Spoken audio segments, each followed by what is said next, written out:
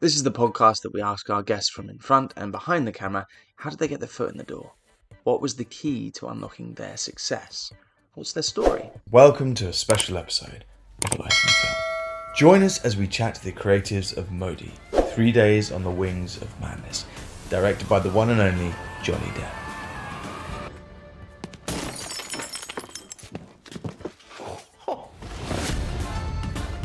This film really reminded me, maybe it's just me, but watching the sort of old Ealing comedies and Terry Thomas movies with my dad as a kid, this had this playful energy about it that kind of just, well, it's obviously set in a completely different time, but it really harked back to that kind of movie for me, and I really enjoyed it, man. I didn't expect the comedy aspect to be so threaded throughout. Your roles are just priceless. This must be a real, dream sort of project and role.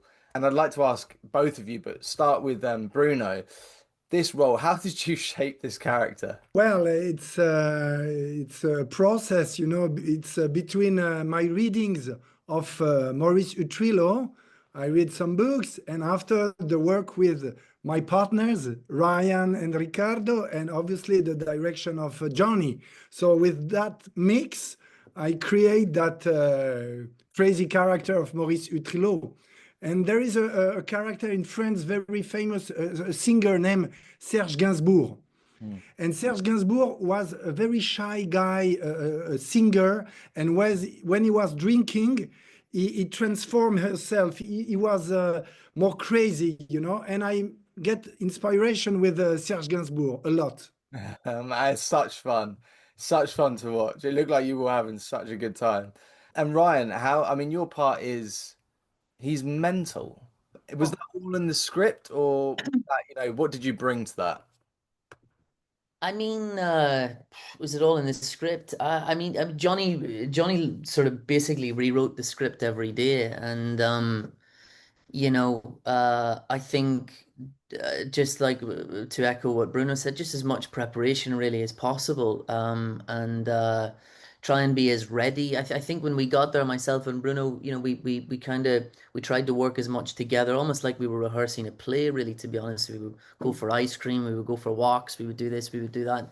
But I think quite early on we realized that maybe learning all this lines and knowing the script inside out wasn't really going to be the sort of the thing that we needed, or wasn't going to be the foundation that we thought we were going to kind of work from. So it was a mix of just, I think, being really really ready, doing a lot of work, dialect work, accent work with my coach Brendan Gunn back in Belfast prior to shooting, and just sort of showing up every day, trying to take risks and listen to Johnny and work with this insanely talented group of people, both in front of and behind the camera. So I think it was just really being present every day and trying to be in the moment as much as you possibly could, you know? Yeah, of course. I mean, and my mind is blown the fact that you're Irish. That That's just great. that blows my mind, man. No, both just brilliant performances, and yeah, it just all the characters are so vibrant and just I almost feel like this could have been drawn. Do you know what I mean? It feels like all the characters are so vibrant and so interesting, and the fact it's based, on real people, a real character, a struggling artist going around trying to sell his work, which is now worth hundreds of millions of dollars. It's kind of crazy to watch, and also just nice to watch. You're watching it thinking, holy shit, there is a chance. There is a chance that maybe if, someone listening to this podcast hasn't made it as an artist or hasn't made it as an actor or whatever it may be, there's always time. Time can kind of bring these things to life. And yeah, I really enjoyed it. I really enjoyed it.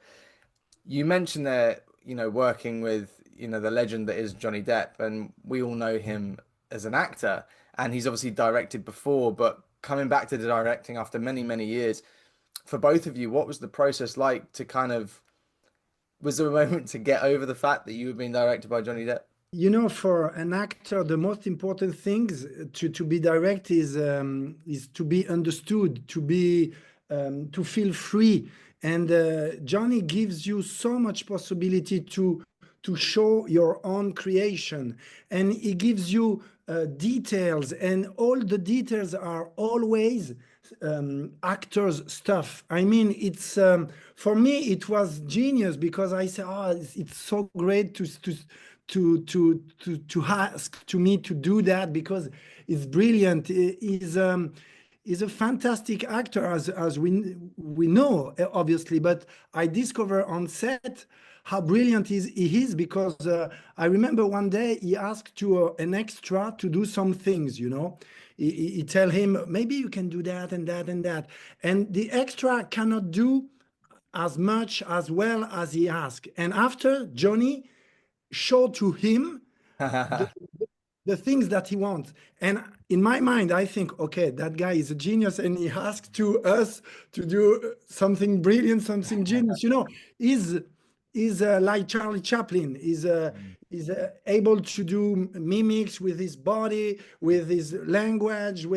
No, he's fantastic for an actor. For me, it was one of the most excited experience as an actor, really. Ryan, before you go into your answer, there is a moment in the film where there's little flecks in the characters, and little moments where you can see, for me anyway, I could see little bits of Johnny, and I was like, oh, I can imagine him doing that, and like the moments of comedy and things like that.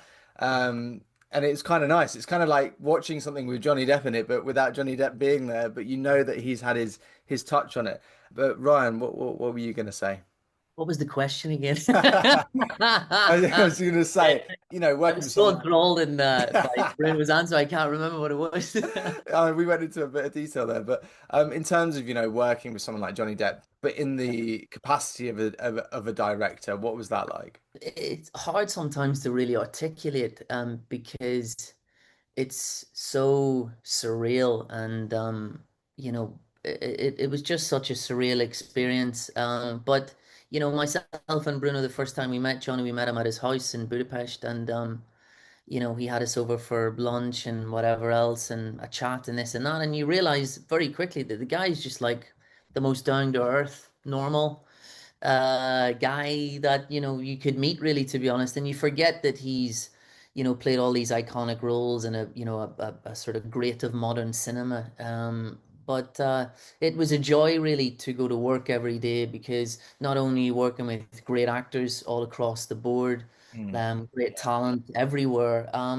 You've got this guy that was there to help you and to support you. And I said at San Sebastian, I said, Johnny sort of, as Bruno said, understood us, got us, and he trusted us, and he instilled the passion for the work each and every day for the 10 plus weeks that we shot the film. But he encouraged us to take risks, and that for me was the biggest thing that I took away, was that, if you were afraid of failing or afraid of trying something, that inhibition was gone very, very quickly. That had disappeared, so I remember a scene, to be very specific. We have this scene on outside Soutine's apartment, and Modigliani comes down from upstairs or whatever, and I'm painting the carcass of beef or whatever, Yeah. and Madame Victoire comes and basically says, "Get him out of here! Get him out of here! Get him out! Get him out! Get him out!"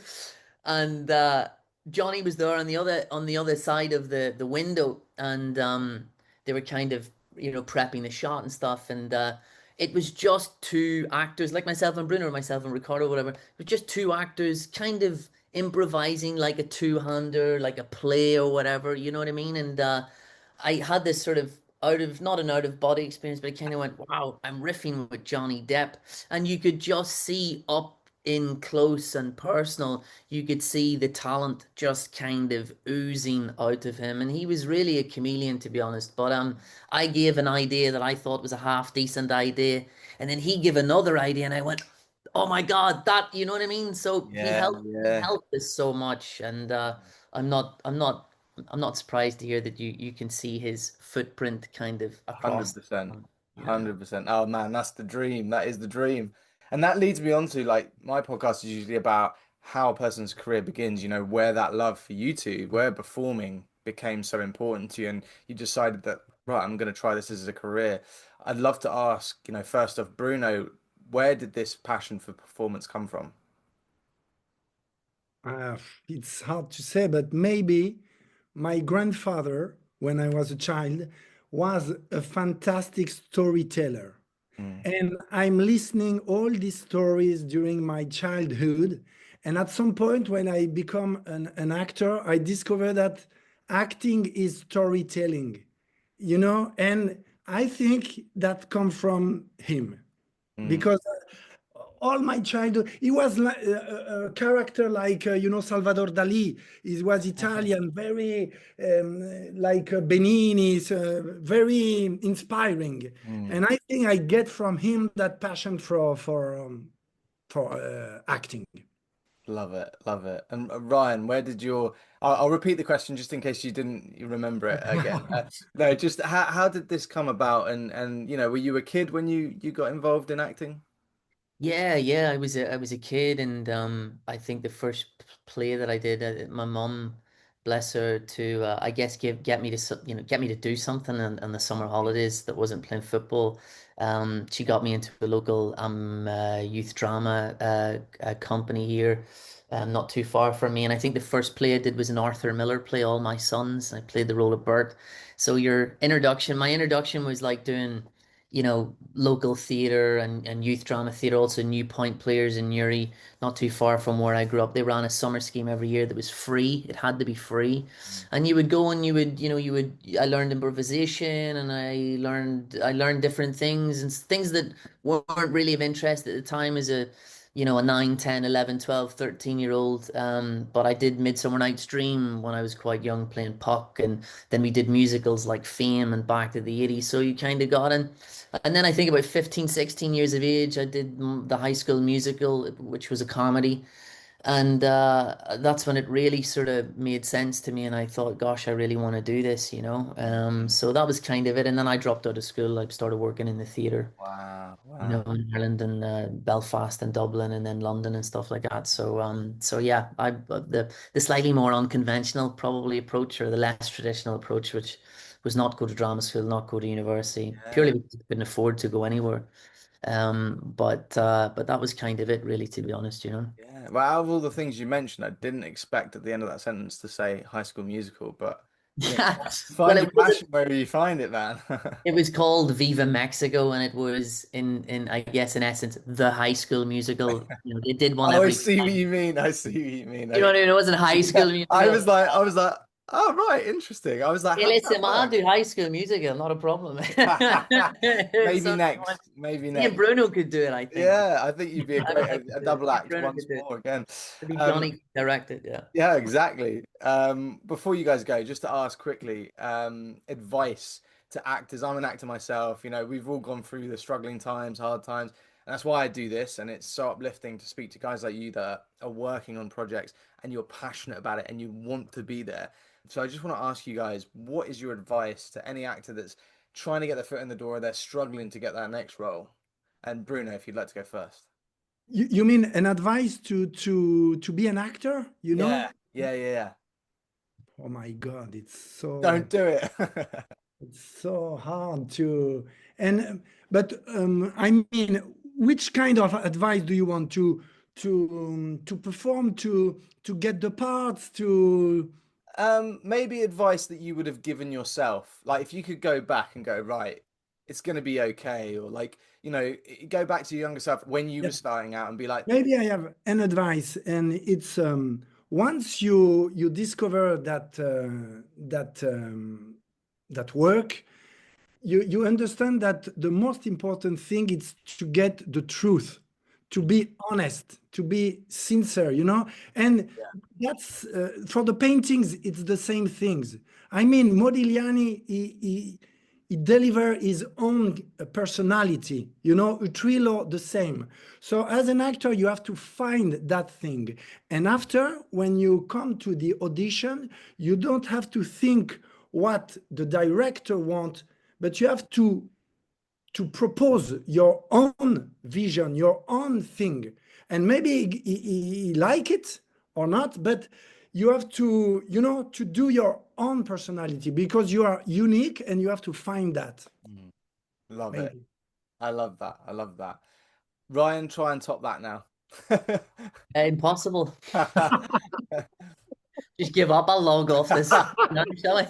Just submit. Just submit. Oh man, I tapped out a long time ago. Yeah. I mean, there's like different pieces of advice. I think for maybe hanging in there, and maybe you've been doing it a while, or if you're kind of starting out, really. Bruno makes a very good point there about the truth and everything, and I've only ever always tried to do good work or work that will challenge me, or something that I can see myself committing to, something that I can think that I can maybe take risks with, something that's outside of the box for me, really, to be honest. I could be an Irish actor and I could take roles that were quite safe to me, or I knew that I could do, or maybe an American role, or doing RP, or playing someone from Dublin, or playing somebody from Belfast, but the reality is that I'm drawn to things that are so alien to me, or so far away from who I am as a person, or the environments that I've been in, or that I've grown up around, that is really of interest to me. And these were unique opportunities, to play a painter with such passion, like all the people depicted in the film, such passion. And you would do it if you had no money. Similarly, I mean, I've done plays before where there've been 20 people in, I did a one-man show years ago and there's 20 people there, but in that moment you have to give the best performance that you can give, because those people have paid their money. And sometimes it's drama students, and that's even more important, because you have to show them the passion. You know what I mean? It's like when they say about Cristiano Ronaldo when he was playing at Man United, they said, but yeah, but can he do it on a rainy night in Stoke? You know what I mean? You got to Yeah, do it on the rainy it's night in such a good point. you got to do it on the rainy day in Stoke, man. And it's Yeah. like, I just did another TV show there, and last year in Manchester, playing a Mancunian character, and it was 8 a.m. And Bruno, and you yourself will this will hopefully resonate. It's 8 a.m. and you've got to do a really emotional scene, and it's wet outside and you can feel the sniffles coming on, and you go, my God, I just wanna, just take it easy or whatever. But no, you have to go for it. You have to take a leap of faith, and you have to put the hard yards in, you know what I mean? And that's only ever really what I've kind of found about acting, really, to be honest, Mate, so. use it as well. Use the sniffly nose. Use the cold. You know what I mean? A rainy night in Stoke, you Turn it round. got to do it. Whether there's 500 people or whether there's 10 people, Yeah. it doesn't mean anything. If you're in it for the right reasons, you will find your way, and you will find your way onto the path for you. You know what I mean? I still haven't properly sold the painting. Antonio, first of all, this film is not the typical. When I sat down and watched it, I was like, I don't know what to expect. It's about a real life artist, a struggling artist during the World War One. I was thinking there's probably not going to be much elements of comedy in this. Obviously, I was completely wrong. I really enjoyed this. Like, it was a real surprise. First of all, I'd love to ask you, how did the role come apart? How did you get, into this project? I mean, I'm a newbie, so I did it the normal way. I got sent a script and I really responded to the script. And then I taped without really being asked to be taped. My managers had asked me to send a sort of old tape with a British accent just so they could see if I could do a British accent. And I was Yeah. like, you know what, give me 24 hours. I'm going to tape the first scene. And then I taped, and then next thing I know, a week later or so, I receive an email saying Zoom Desplat. And I was like, sorry, what? Then I sort of I went on Zoom with Mr. Johnny Depp and got to know him for 2 hours, and we chatted forever. And he had to be pulled away from the meeting because we were just chatting. And then I did a screen test. And then I waited another 10 days or so, and then he asked to do a Zoom with me when I was on a night shoot in Corsica. And Mm. after my night shoot, I called him, and he offered me the part, and I just burst into tears, and I was just so happy. But it Wow, was a wow. painful month process where, yeah, I did not sleep very much during that month. Well, that's incredible, though. I mean, that must be I'm an actor myself, so it's the elation of getting the role, but then the realization of, oh, I've actually got to pull this off now. That kind of like, oh, I need to do my homework. What was the process to sort of, getting in the mind of this character and there's a lot of history in this and real life characters and did you do a lot of homework for this one? I'm the teacher's pet of the company, as they all call me. I am a big researcher. I love research. I think I find it fascinating because it makes me understand what I'm supposed to be playing. Mm. And because she's a writer, she has a lot of diaries that I found online, and I managed to order a very old, unpublished book that she's written, and I just dived for a month and a half into this woman's world. But most importantly, as well, on top of research, was the accent for me because Mm. French, as you can hear, Yeah. and that for me was also an extra challenge because I wanted a character to be incredibly real and tangible and respectful to her real person, but also I did not want to get destroyed for my first round at trying to play a British woman, because that's why I've been in England for 15 years, was to try and get rid of this bloody accent so that I could play other roles than French people. And I think um, I I put a lot of pressure on myself not to fail at that. So I hope people think I'm British as much as Well, honestly, I'm obviously British, as you can probably tell, and I didn't have an inkling, which I think is probably the best compliment you can have. So there you go. Take that compliment. It was perfect, absolutely flawless. Thank you. And it's funny because you're in a film full of, French characters. It's set in Paris. Yeah. There's obviously Italians. There's like, there's a variation, but you're French, are surrounded by a lot of French people playing an English person. That's got to be a bit of a. Is it quite hard to get your head round when you're talking to someone and you're, trying to get the accent on point? Because we actually didn't shoot it in France, so there was not a single real French speaking person on set. All these French speaking are either not Bulgarian, Hungarian, doing French accents, or Yeah. British doing French accents, but there was no French, which I think was really helpful for me. If I was in France, maybe it would have been a bit harder, but Sarah Shepherd was my wonderful coach, and she was with me at all time. And yeah, thanks to her, it kept it was a lot easier than if it was in Paris, I think. Now for a quick break. We'll be back to the episode shortly. If you enjoyed this episode and want to support us, get early access and exclusive content and episodes, click to join our YouTube channel and become a member now. Please leave us a positive rating. Add us on Instagram, Twitter, TikTok at lifeinfilmpod. Essentially, please like and subscribe everything. It makes a huge difference. Thank you. Life in Film has partnered with BetterHelp to provide you with access to the largest online therapy service in the world. And it can all be done from the comfort of your own home, from a phone, tablet or laptop. No commute, cutting down travel costs, and most importantly, it's affordable. With over 1,000 therapists in the UK, BetterHelp can provide access to mental health professionals with a wide variety of expertise in mental health. If you need someone to talk to and you're thinking of giving therapy a go, BetterHelp is a great option. And being a listener of the podcast, you get 10% off. That's 10% off your first month at betterhelp.com/lifeinfilm. That's betterhelp.com/lifeinfilm. We are sponsored by movieposters.com. Are you a movie fan? I presume you are. Well, at movieposters.com, you can shop for all your favourite posters in one place. The #1 source for high quality, authentic movie posters. From new releases to cult classics and 100% authentic originals. Thinking of having a browse? Well, if you see a poster that tickles your fancy, as a listener of the podcast, you get 10% off. That's 10% off with promo code lifeinfilm10. That's promo code lifeinfilm10. So why not give it a go? And back to the show. I'd love to ask, my podcast is usually about how someone's career like begins, where that love of performing comes from, and the fact that you're doing this film now with the caliber of people that you've just worked with. But where did that come from? Where did that sort of love of performance come from? Were you a child?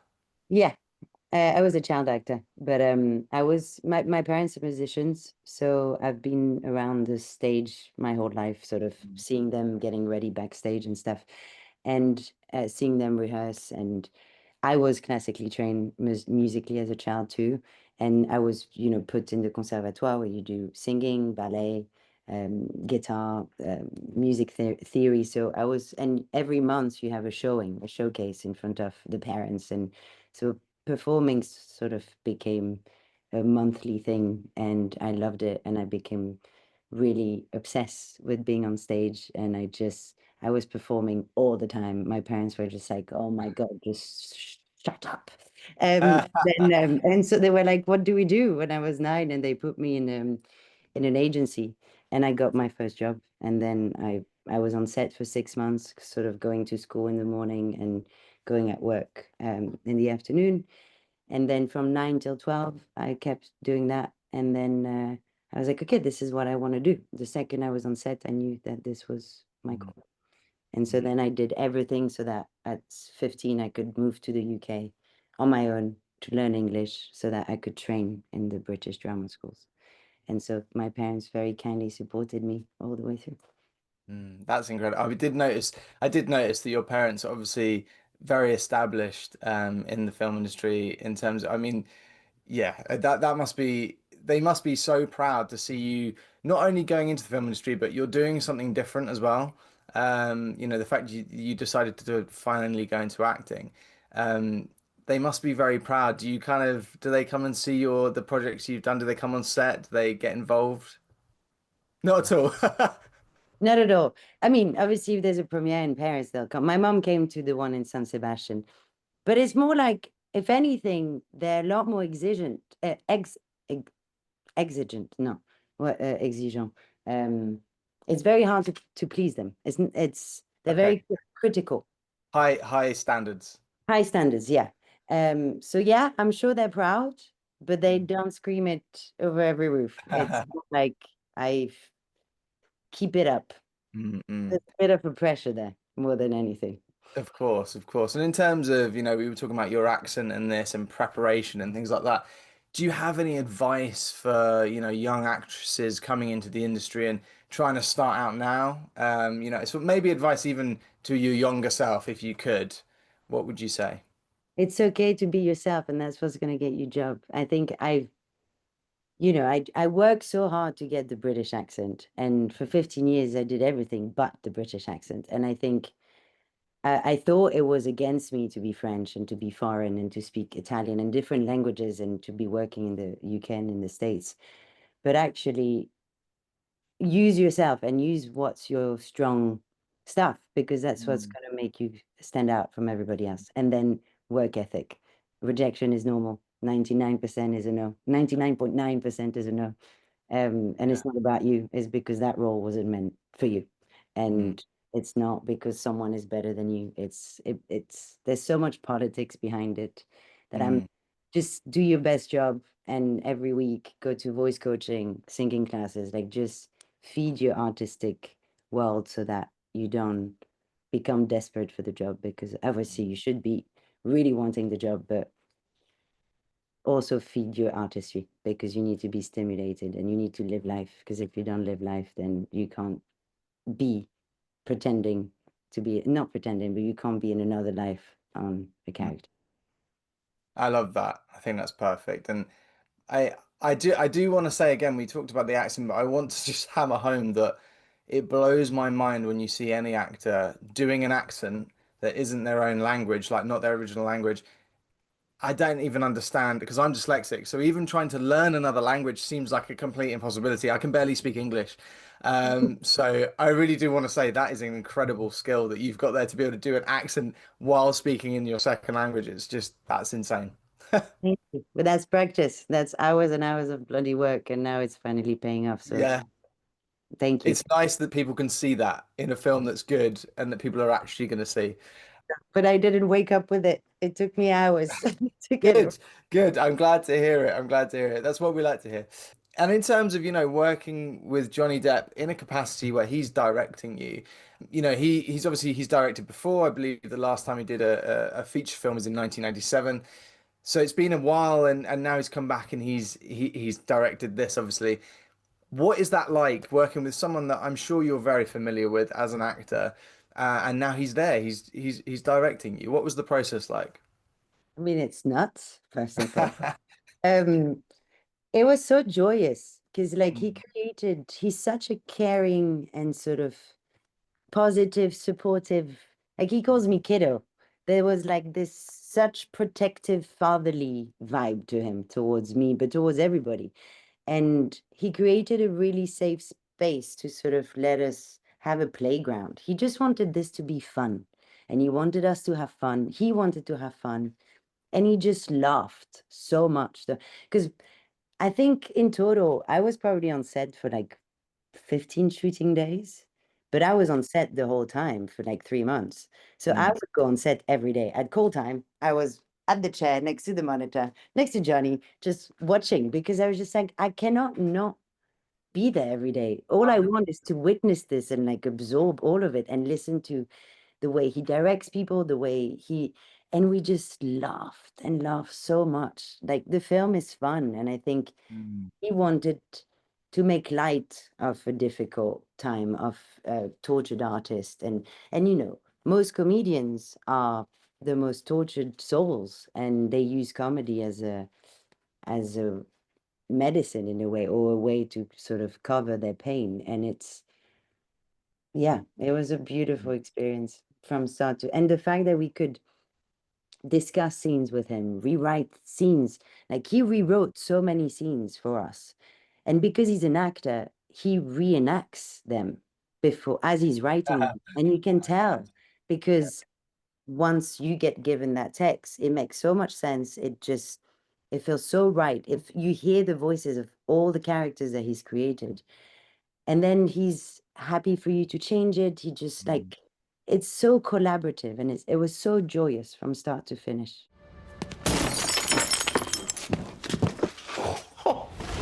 How did you prepare for this role? It's a pretty monumental figure to fill the shoes of. I know Modigliani since I was 5 because my mother, she's a painter. So she had this big book of pictures of Modigliani's paintings and sculptures. And I don't know how and why, but I was obsessed with this big book, my mother's book. And my mother, she was worried. She was keep saying, why this child is so obsessed with this Modigliani book. And now, many years later, I understood why. Yeah. So for me, it's just a way to say that for me, Modigliani has been like always in my life. I was so attracted by those huge necks, this beautiful neck that he was used to painting, and those faces, women faces with no eyes, so very, enigmatic, or it kind of creepy, and so then I knew things about his life. Especially everybody knows the story of his end, which he died of. He was sick, and his wife. But our movie is like, we can call it like an biopic, an antibiopic film, because it's just 3 days of his life in a specific, precise moment, very delicate moment of his life, which is like he wants to leave Paris because he's seeing that there is nothing there for him. The show business at the time, society, kind of is like an elite of snobbish, pretentious, arrogant assholes. And so it's in the moment the movie starts in the moment where he thinks that maybe there is no space for him, and maybe it's better for him to go back to Livorno, where at least you have the sun, the sea, instead to be in Paris and get lost and struggling to have a glass of wine, basically. But then many things happen. Many things in these 3 days. We tell a story which is like the most common story happened for so many artists, and still today, which is that, maybe a lot of painters that they not get recognized when they're alive, but only after when they're gone. And this is very sad. It's like this is the problem, because especially most of the time the society and the art society is always, not very clever, I would say, because it's about business, it's about money, it's about kind of fashion thing. This is à la mode, and so this is the main subject of the movie, which is, of course, related to Modigliani's life, but we can then extend it to all many other, even cinema, even actors, even Yeah, you got all like musicians. It's musicians, struggling in any sort of realm of artistry. especially if you that kind of artists, those kind of artists that they really express themselves in not obvious way, and maybe they're trying to break this kind of conformation, like homogenization. I don't know in English the word to say homologation, when something is like the common sense. Everybody thinks that, and you have to stay in those. Very much, especially in the last 10 years, this kind of propaganda is very strong. It's amazing that you mentioned there that when you were a kid you had this book, and now many years later you're actually playing the man himself. That is a pretty crazy. Was that must have been a real delight, but was there pressure, like going on set and thinking, this kind of feels like it's meant to be, that it was like written in the stars that you'd play this part? Yeah, that's what I thought too. But listen, to be honest, I didn't feel a huge pressure on me, because the director was very, very good, I have to say. I mean, I felt loved and a lot of trust from my director, from Johnny. And this is what an actor, like, for me, is those two things are the most important things. So you need to feel that your director, which is the first audience, the first person who sees what you're doing, and he can appreciate and is there with you, and he react to what you do, and the thing that you feel that your director trusts you and is there and is like, he knows that you can make it. This is all you need to play a character of this kind in a film. There was, chatting to the rest of the cast as well, they all were saying that, and I was saying when I watched it as well, I was thinking I can really feel his footprint on this film and the performances. In a way, you can see glints, especially with the humor, the type of humor, the physical. There's a lot of physical humor as well with your character, and you can kind of see Johnny Depp's sort of fingerprints all over that. It's quite amazing, really, that he's not on screen, but you can still feel him there, you know? Exactly. Because yeah, I felt that too.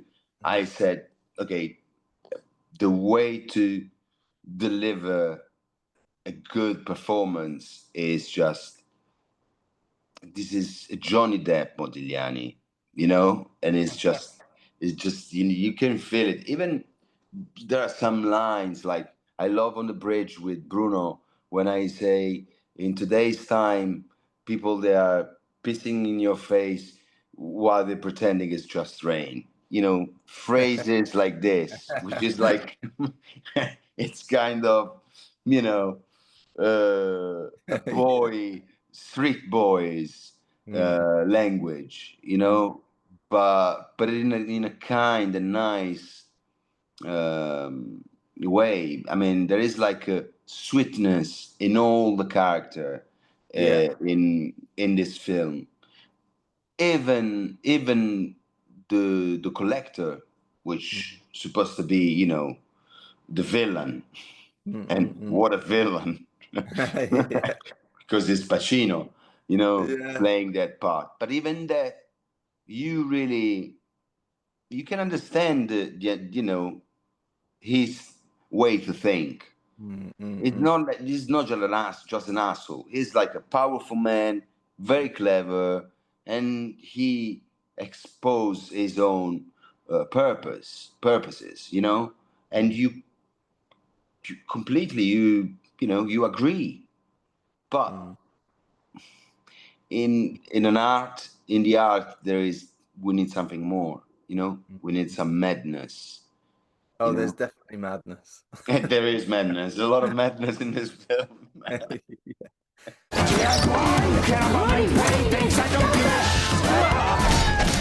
know, you mentioned there, you know, having a book when you were a kid, and that influenced you. You kind of really interested in this artist at a young age. But in terms of like becoming an actor, where did that spark from? Were you a kid when you decided you wanted to sort of, you know, perform? I was 15. I had 15 years old, and you know, I was didn't want to go to school. I was like a naughty boy, and because of that, my family, my father and my mother, they were very worried, and very, you know, very much worried about what this little boy is going to do, what he's going to make. And then I had like a kind of reaction of I born in this little village in the south of Italy. There was nothing very much there apart from cinema. And so I spent all my adolescence watching films, not going to school, stay home. My father and my mother, they were both working, and so home alone watching films 8 o'clock in the morning instead to go to school. I know this is not good. I'm not, no, don't do that. Don't do that. It's very bad. But then I met this person, and I had the chance to be on stage, to do this show in a theater. And then I discovered the theater, and I understood what it is to be an actor. I was a kid, like a teenager, always looking for trouble. And I said, this is the place where you can find some big troubles. Yeah. Being on scene is like a risky position. And I love that feeling of being exposed on the line with no net underneath. You know, this kind of sensation. So since there, I never stopped. Then I came to Rome. I did the national school, you know, and then I started working basically. Man, I love your passion. I'm a big fan. So thank you so much for taking the time, man. Thank you. Thank you for having me. Thank you very much. Thank you so much. Have a good day. Cheers. Thank you so much, dude. Hope Thank to see you. again soon, man. Ciao, brother. If you enjoyed this episode and you want to support us, get early access and exclusive content, all ad-free, click and join the Life in Film YouTube channel and become a member now. Thank you to our guests, Riccardo, Antonia, Bruno, and Ryan. And thank you to Bree at Tag PR, and Matt, Stephen, and the rest of the team at DDA. As always, thank you to our sponsors, movieposters.com and BetterHelp.